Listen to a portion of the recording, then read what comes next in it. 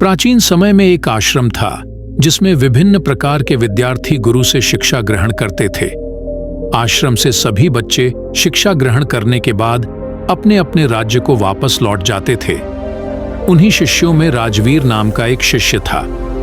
वह भी अपने गुरु से शिक्षा ग्रहण करने के बाद अपने राज्य वापस लौट आता है।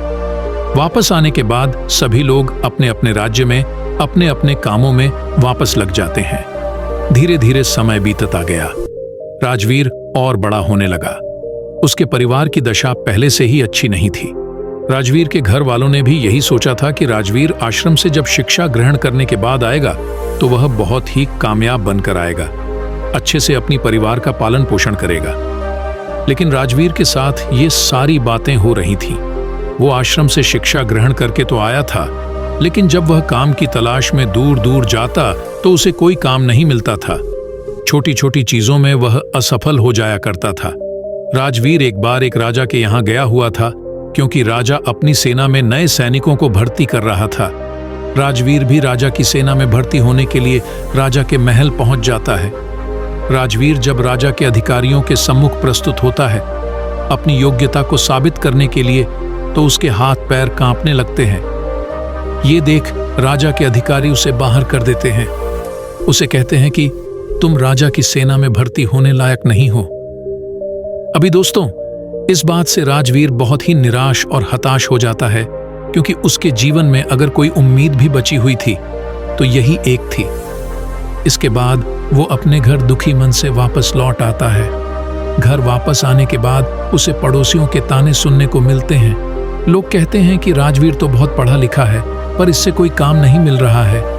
कोई कहता है कि ये तो आश्रम में ठीक से पढ़ा ही नहीं होगा, और कुछ लोग तो यहाँ तक कि कहने लगते हैं इसकी सोचने समझने की शक्ति ही कम है, इसलिए इसका दिमाग सही तरीके से काम नहीं कर पा रहा है। मतलब लोग उसे तरह तरह के ताने मारते थे। इस बात से राजवीर बहुत ही ज्यादा परेशान हो गया था। एक दिन उसके मन में आत्महत्या करने का विचार भी आने लगा। फिर जैसे तैसे उसने खुद को संभालना उसने अपनी समस्या एक दोस्त से बताई। दोस्त ने कहा, राजवीर, तुम एक बार फिर आश्रम में अपने गुरुजी से मिलने जाओ और तुम उन्हें अपनी सारी समस्या बताओ। वो तुम्हारी सारी समस्याओं का निराकरण कर देंगे। राजवीर तो पहले ही चकता है कि आश्रम गए हुए बहुत दिन हो गए। पता नहीं गुरुजी मुझे पहचान पाएंगे कि नहीं। लेकिन जैसे तैसे वह हिम्मत जुटाकर आश्रम चला जाता है।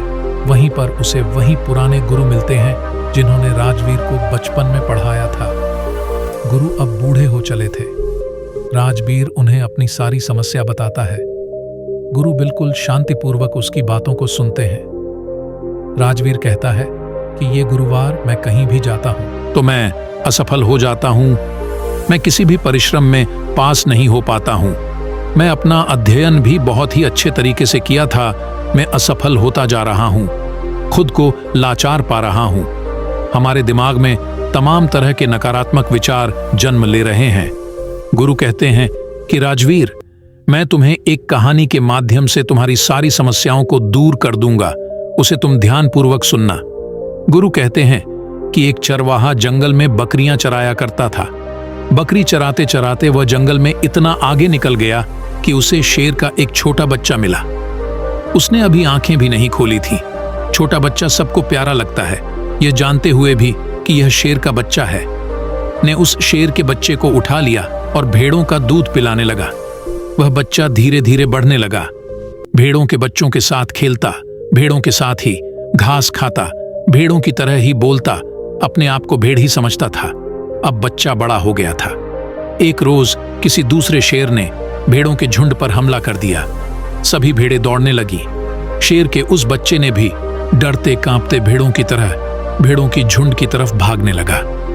वो अब बड़ा हो गया था, लेकिन फिर भी भेड़ों के साथ ही भागा जा रहा था दौड़ते हुए शेर के बच्चे को, जो कि अब बड़ा हो गया था। उस हमलावर शेर ने देख लिया उसे।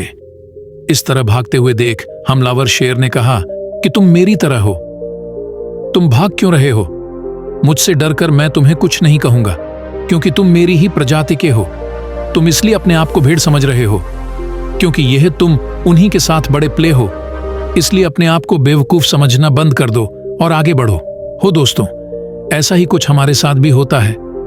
हमें सब कुछ पता होता है कि क्या करना है, पर हमें कुछ भी पता नहीं चल पाता। हम बहुत सी बातों से अनजान बने रहते हैं। जैसे इस कहानी में एक शेर का बच्चा शेर से ही डरकर भाग रहा था। उसको अपनी ताकत का अंदाजा भी नहीं था, फिर भी वह भाग रहा था। इसीलिए तो मैं भी अभी है अपनी ताकत का अंदाजा नहीं है।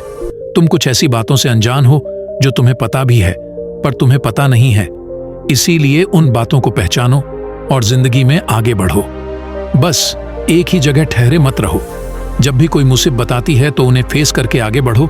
देखो, जिंदगी में तो प्रॉब्लम हमेशा ही रहेगी, पर उनसे निपटना भी तो तुम्हारा ही काम है। तुम्हें उन प्रॉब्लम्स में से कोई नहीं निकलने वाला तुम्हारे खुद के सिवा, मतलब कि तुम अपने आप को अपनी प्रॉब्लम्स में से खुद ही निकल पाओगे। तुम्हें और कोई नहीं निकल सकता। तुम भी दूसरे लोगों से अलग हो, तुम में भी कुछ अलग है, तुम भी कुछ कर सकते हो। इसीलिए हमेशा अच्छा सोचो, अच्छा करो, हमेशा आगे बढ़ोगे। उम्मीद है यह वीडियो आपको पसंद आया होगा, तो इस वीडियो को लाइक करके चैनल को सब्सक्राइब कर लेना। हमेशा सही और अच्छी राह दिखाऊंगा।